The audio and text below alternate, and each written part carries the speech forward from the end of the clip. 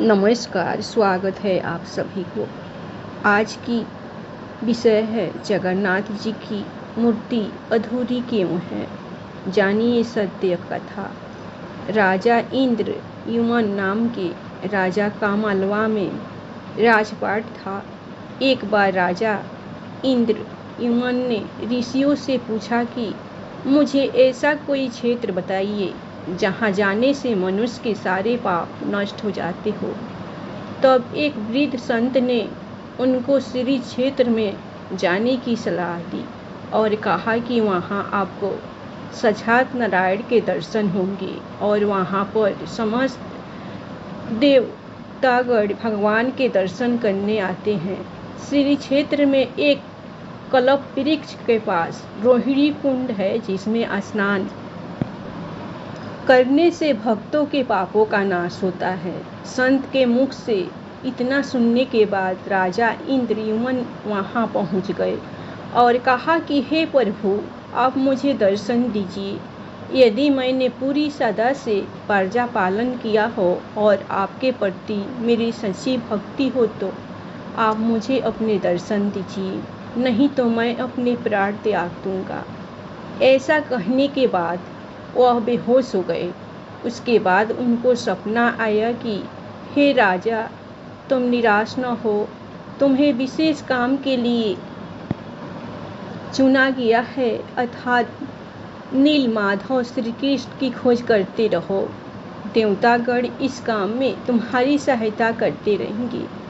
तुम एक भव्य मंदिर का निर्माण करवाना शुरू करो। समय आने पर नीलकंठ के दर्शन भी तुम्हें अवश्य होंगे। इसके बाद राजा को होश आया और इस बात के बारे में उसने राजसभा को बताया और मंदिर का शुभ निर्माण तुरंत कराने का आदेश दिया। इसके बाद शुभ मुहूर्त के अनुसार और विधि विधान से मंदिर की स्थापना सागर किनारे ओडिशा में करवाई गई। लेकिन मूर्ति की स्थापना कैसे होगी, इसके बारे में राजा को पता नहीं था। उन्होंने भगवान से विनती की कि प्रभु, आगे का रास्ता बताइए। उसी रात राजा को सपना आया कि राजन, यहाँ आसपास ही श्री कृष्ण जी का विग्रह रूप विद्यमान है, उसे खोजने की कोशिश कीजिए, तुम्हें दर्शन अवश्य मिलेंगे। राजा ने श्री कृष्ण के इस विग्रह स्वरूप की तलाश के लिए 4 विद्वान पंडितों को लगाया। विद्यापति पंडित ने वह स्थान तलाश कर लिया क्योंकि वहाँ वाद्य यंत्रों से मधुर ध्वनि हो रही थी। विद्यापति पंडित भगवान स्मरण में खोए हुए थे कि एक बाघ को सामने देखकर बेहोश हो गए। तभी एक लड़की के पुकारने पर बाघ उसके पास चला गया। वह लड़की भीलों के राजा वासु की इकलौती पुत्री ललिता थी। इसके बाद वह श्री कृष्ण भक्त होने की वजह से वह भीलों को ज्ञान और उपदेश देने लगे। इस बीच ललिता को विद्यापति से प्रेम हो गया और दोनों को विवाह हो गया। लेकिन विद्यापति का उद्देश्य प्रतिमा को ढूंढना था। एक दिन विद्यापति को पता चला कि विश्वासु रोज नियम से कहीं जाता है और सूर्योदय के बाद ही आता है। उसने इस बात का पता लगाने की सोची और ललिता से पूछा, लेकिन ललिता इस बात को नहीं बताना चाहती थी क्योंकि यह बात उसकी वंश की परंपरा से जुड़ी हुई थी। बाद में ललिता ने कहा कि यह बात मैं आपको बता सकती हूँ क्योंकि आप अब मेरे कुल से जुड़ चुके हैं। यहाँ से कुछ दूरी पर एक गुफा है, वहाँ हमारे कुल देवता है। उन्हीं की पूजा के लिए पिताजी वहाँ जाते हैं। विद्यापति उस मंदिर के दर्शन करना चाहते थे, लेकिन ललिता के पिता उस रहस्य को बताना नहीं चाह रहे थे। तो विद्यापति ने विश्वास दिलाया कि आपके बाद मैं ही तो हूँ जो नित्य पूजा करूँगा। उसके बाद राजा विश्वासु ने रहस्य बताना प्रारंभ किया और कहा कि हमारे कुल देवता की मूर्ति अत्यंत आकर्षक है। जो कोई भी देखता है उसको अपने साथ ले जाना चाहता है। देवताओं ने भविष्यवाणी की है कि आने वाले समय में कोई राजा हमारी इस मूर्ति को ले जाकर कहीं और स्थापित करेंगे, कहीं वो समय न आ गया हो।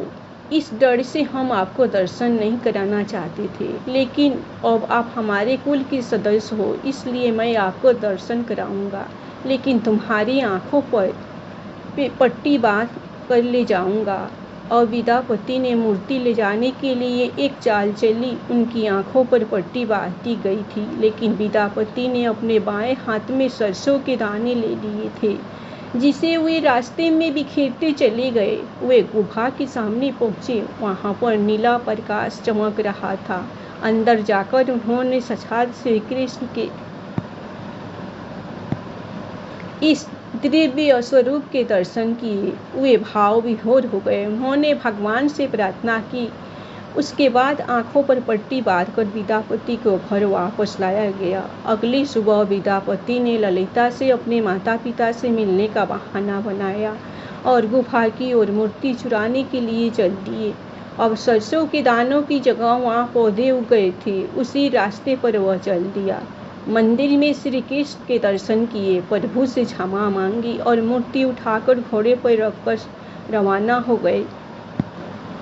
विद्यापति राजा के पास पहुंचे। राजा मूर्ति को देखकर अत्यंत प्रसन्न हुए। राजा को सपना आया था कि सागर में बहती हुई एक लकड़ी का कुंडा मिलेगा, उसके ऊपर नक्काशी करवाकर भगवान की प्रतिमा बनवा लेना।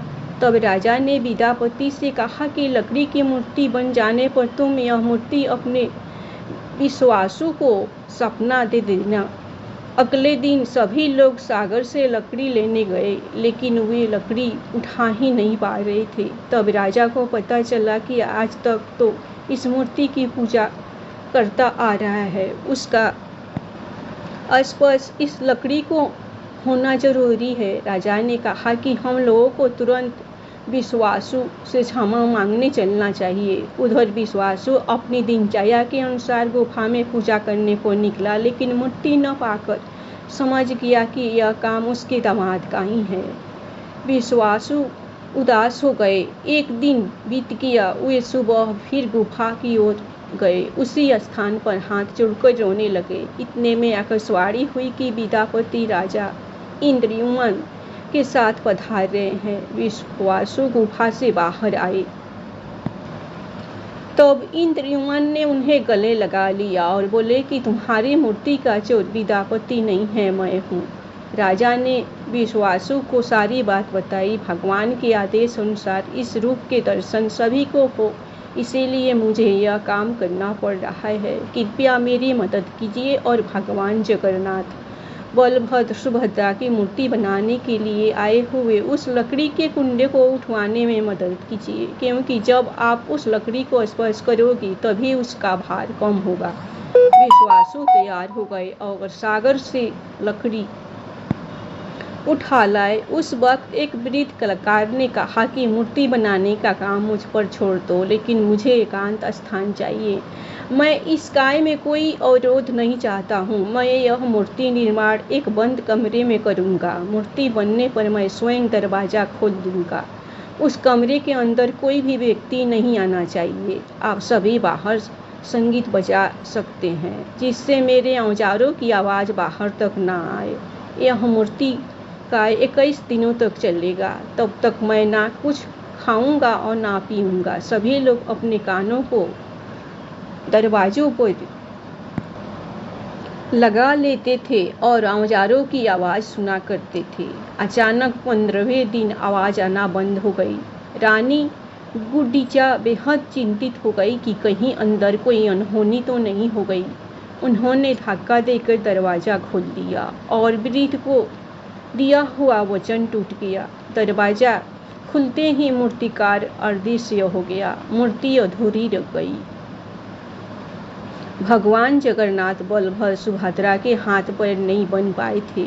राजा और रानी विलाप करने लगे।